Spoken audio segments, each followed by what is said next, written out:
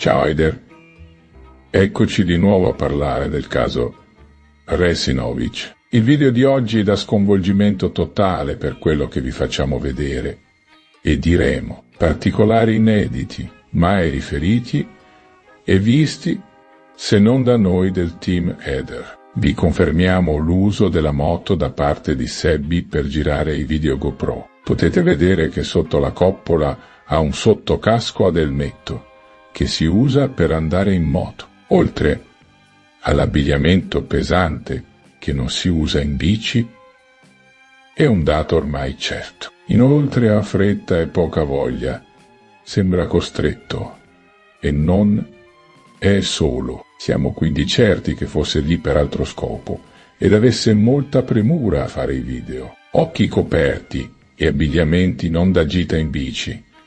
Ormai è chiarissimo. Come è chiaro che l'auto nella vicenda conta, ma non meno della moto, la moto non ha dietro bauletto. Dunque, libera dietro, rispondiamo anche a qualche commento in merito su chi avesse dubbi in merito. Andiamo oltre e parliamo delle scarpe di Lilly e di un particolare importante, sfuggito.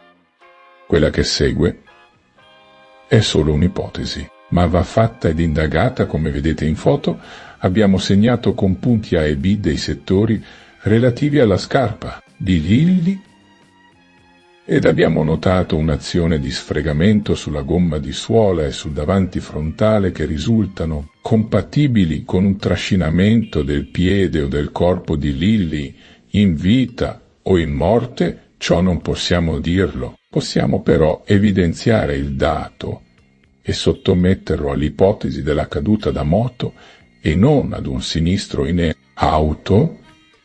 In un'ipotesi di caduta all'indietro vi è la possibilità di contatto con trascinamento, come anche l'impatto secco del capo dentro il casco contro il terreno, ma lo stesso può accadere con azione di spostamento del cadavere. Come potete vedere, lo sfregamento è più evidente sul soprascarpa rispetto alla gommino di suola. Ciò ci dimostra che lo sfregamento è avvenuto dall'alto verso il basso, in sospensione da terra. Mi spiego meglio. Siamo in presenza di un corpo che era fluttuante e sfrega la parte avanti prima di tornare per terra.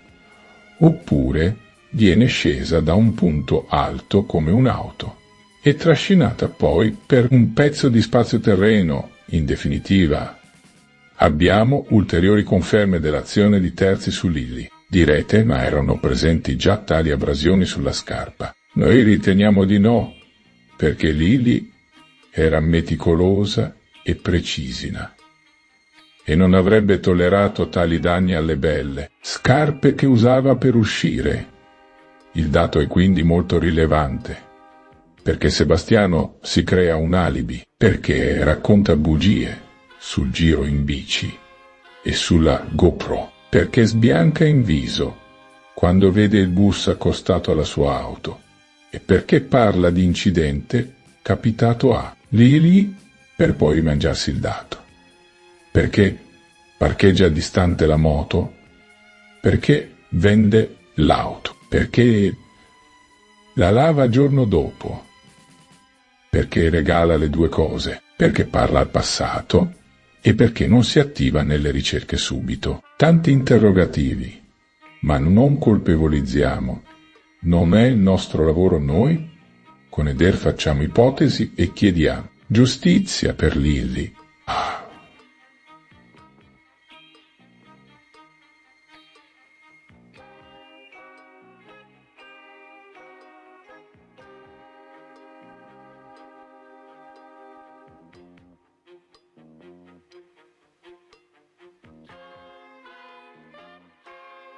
Gli investigatori hanno confermato che Daniele Bordicchia ha ucciso sua moglie, Ilaisa Stefania Feru, nella loro casa a Gaifana di Gualdo Tadino, prima di togliersi la vita.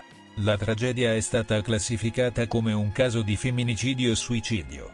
Bordicchia, 39 anni, ha sparato alla moglie trentenne con una pistola Glock calibro 9, con la quale ha poi commesso suicidio. La conferma degli inquirenti su questo femminicidio e suicidio a Gualdo Tadino sottolinea che non ci sono dubbi sulle dinamiche dell'accaduto. Daniele ed Ilaisa, sposati da maggio scorso, non avevano figli, e le indagini hanno escluso il coinvolgimento di terzi. Bordicchia era un vigilante e la pistola era detenuta legalmente. Il movente del dramma è attribuito a problemi coniugali, come riportato dai carabinieri. Testimonianze locali parlano di frequenti litigi tra marito e moglie. La tragedia è avvenuta nel salotto di casa, da dove Daniele si è poi spostato in camera da letto per suicidarsi. Le testimonianze di chi conosceva la coppia rivelano che Ilaisa era apprezzata nel suo lavoro con i bambini al Serafico di Assisi, mentre Daniele era percepito come una persona dolce ma fragile. La comunità, rappresentata dal sindaco Massimiliano Presciutti, è scossa da questo evento inaspettato. I primi ad accorgersi della tragedia sono stati i genitori di Daniele, che hanno scoperto i corpi mentre si recavano a casa del figlio per occuparsi dei suoi cani. Il momento esatto del dramma è ancora da stabilire, ma si presume che possa essere avvenuto tra la notte del 4 e il 5 gennaio o la sera precedente, dettaglio che il medico legale cercherà di chiarire. Nel complesso labirinto del tifo organizzato dell'Inter, emerge un quadro che mescola l'atmosfera di una gang con l'efficienza di un'impresa ben strutturata. Questo è il ritratto che Andrea Beretta, capo ultra ora collaborativo con la giustizia, dipinge nel suo ultimo verbale. La sua decisione di collaborare arriva dopo un evento drammatico. L'omicidio di Antonio Bellocco, un giovane astro nascente del clan calabrese di Rosarno, che Beretta ha coltellato a morte a settembre. La paura di ritorsioni da parte dei boss del clan, specialmente nei confronti dei suoi figli, sembra aver spinto Beretta verso il pentimento. Bellocco aveva questa fissa di minacciare i figli, confessa Beretta, lasciando intendere che la sua scelta di collaborare sia stata anche una mossa per cercare protezione. Nel suo resoconto, Beretta delinea un vero e proprio elenco di azionisti all'interno del gruppo di tifosi dell'Inter. Utilizzando un album fotografico, identifica uno ad uno i suoi compagni di curva, descrivendo dettagliatamente le loro vite e le loro attività.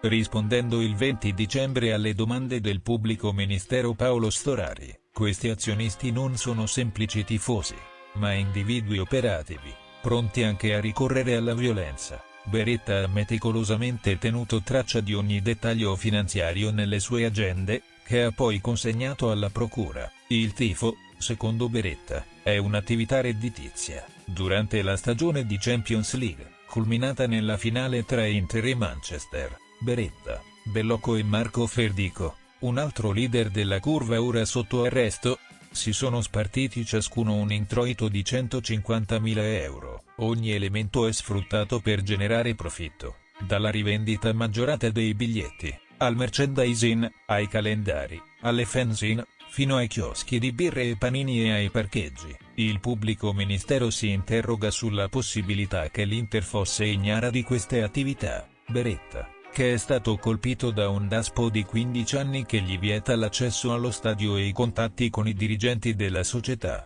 in un precedente verbale aveva dichiarato che Giuseppe Marotta, presidente e amministratore delegato dell'Inter, lo aveva salvato da una denuncia per minacce verso un altro dirigente, accusa che Marotta ha negato. Questa volta, Beretta aggiunge che ha avuto conversazioni in dialetto milanese con Marotta e spiega che, tramite la sua associazione We Are Milano, aveva contatti con gli Slow, i dirigenti responsabili delle relazioni con la tifoseria. Sapevano che dietro We Are Milano c'ero io, afferma Beretta, aggiungendo che Marotta, consapevole del suo daspo, lo aveva contattato in occasione di proteste presso la sede dell'Inter, raccomandandogli di evitare disordini. Marotta, dal canto suo, ha dichiarato di aver incontrato Beretta solo una volta, durante una protesta contro la cessione del giocatore Romelu Lukaku, e che prima di quell'incontro aveva informato sia il questore che il procuratore della Federcalcio. Ehi, non dimenticare di iscriverti a questo canale.